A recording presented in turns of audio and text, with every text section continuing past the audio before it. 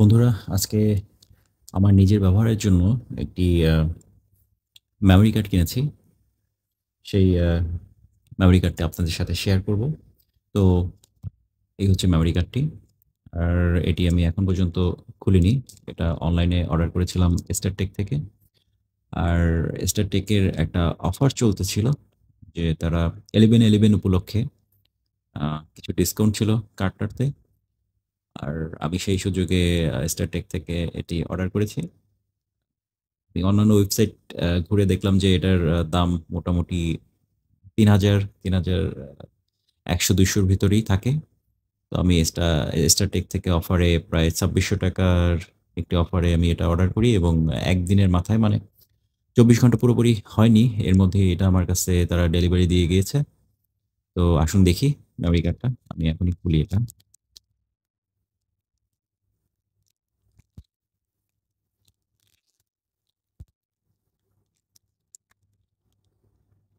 এই হচ্ছে মেমোরি কার্ডটা। এটা হচ্ছে এডাটা ব্র্যান্ডের। এডাটা বেশ আ অনেকদিন যাবৎ বাংলাদেশের মার্কেটে।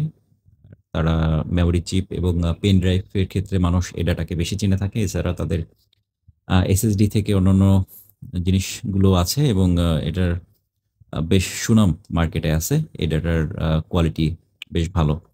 তো এটা হচ্ছে মূলত আর আ নরমালটার থেকে একটু ভালো মানের। নরমালটা বলতে হচ্ছে যেগুলোর মেমোরি কার্ড হচ্ছে ২৫৬ কিন্তু ওটার রিড রাইট স্পিড দেখা যায় যে হচ্ছে রাইট স্পিড হচ্ছে আম ৪০, ৪৫, ৫০ এর মধ্যে থাকে। আর রিড স্পিড হয়তো কিছু বেশি থাকে। কিন্তু এটার সুবিধাটা হচ্ছে এখানে আ 100 Mbps read write speed maximum হচ্ছে 100 এমবিপিএস। আ ভিডিও করার ক্ষেত্রে ভিডিও যে ডিভাইসগুলো আছে সে ডিভাইসগুলোতে এটি আ বেশ ভালোভাবেই কাজ করে। যে কারণে এটা আ এম মডেলটা একটু স্পেশাল মডেল। আর এটা লেখাই আছে হাই এন্ডুরেন্স আ ভিডিও মনিটরিং এ এইটার লেখাটা কি লেখা আমি একটু দেখি এখানে একটা স্টিকার লাগাই রাখছে। আচ্ছা video monitoring micro SD card ২৫৬ গিগাবাইটের এটি মাইক্রো এসডি কার্ড। তো আমাদের অনেকেরই এটা প্রয়োজন হয়ে পড়ে। বিশেষ করে যারা হচ্ছে ভিডিও ডিভাইসগুলো রান করে। বিশেষ করে ভিডিও রেকর্ডিং, ক্যামকর্ডার টাইপের ডিভাইসগুলো আ যারা মূলত ব্যবহার করে তাদের জন্য রিড রাইট স্পিডটা ভালো না হলে আ ডিভাইসটা স্লো হয়ে যায়। যে কারণে আমার ইচ্ছা ছিল একটি ওটার যতটুক ধারণ ক্ষমতা, ক্যাপাসিটি যতটুক সাপোর্ট দেয়, ওই পরিমাণের একটি মেমোরি কার্ড খোঁজার তো আমি অনেকদিন যাবতই মোটামুটি একটা আমার চয়েসের মধ্যে রেখেছিলাম। ট্রান্সেন্ডেরও আছে। ট্রান্সেন্ড তো খুব ভালো কোম্পানি। তো আমার জন্য বাজেট অনুযায়ী মিলে যায় আসলে এই এডাটা হাই এন্ডুরেন্স যেটা আছে আ এই কার্ডটি। তো চলুন আমি এটা আনবক্সিং করি। এটা আমি আসলে ওকে খুলে গেছে কিন্তু ভালোভাবে খুলতে পারিনি। আমি চেষ্টা করেছিলাম আসলে ভালোভাবে খোলার জন্য। একদম ভিজি হয়ে গেছে। এই হচ্ছে কার্ড। একটা কনভার্টার দেওয়া থাকে। তো এগুলো তো আ বাই ডিফল্ট দেওয়াই থাকে। আর এই হচ্ছে কার্ড।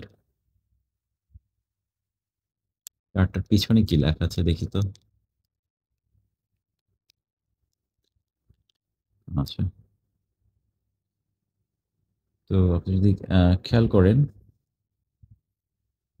এখানে সুন্দরভাবে লেখা আছে মেড ইন তাইওয়ান। তো আমরা জানি তাইওয়ানে যেসব মেমোরি চিপগুলো তৈরি করা হয় এগুলো বেশ কোয়ালিটি সম্পন্ন এবং দীর্ঘদিন এটার আ আ ব্যবহার করা যায়। তো এটার সাথে তো আ লাইফ টাইম ওয়ারেন্টি দিয়ে দিয়েছে। তো এই কার্ডটি মূলত এই হচ্ছে আমার DJI এর পকেট 2 ব্লগিং ক্যামেরা। তো এটার ভিতরে আমি আসলে করব এটা ইনস্টল করব। Just plug and play. তো দেখা যাক কেমন হয়। এই যে আমারটার ভিতরে এটা ছিল। আম স্যান্ডিস্ক এর এক্সট্রিম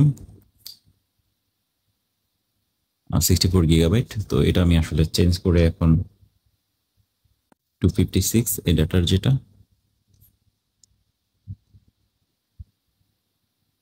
এটা ইনস্টল করব।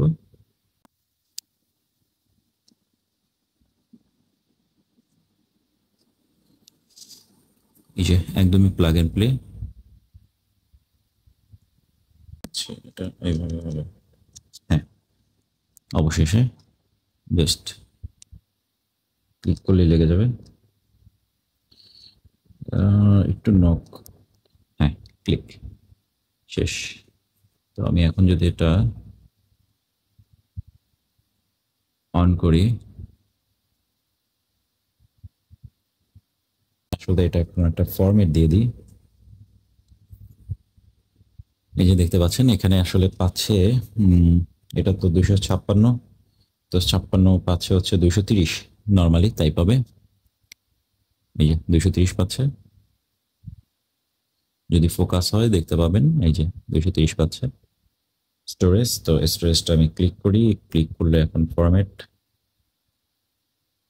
ফরম্যাটে যদি ক্লিক করি, দিলাম ফরম্যাট, ভার্টিক্যাল ফরম্যাট, সাকসেসফুল, শেষ। ওকে, তো এখন থেকে আমার জায়গা নিয়ে আসলে আর খুব একটা ভাবতে হবে না।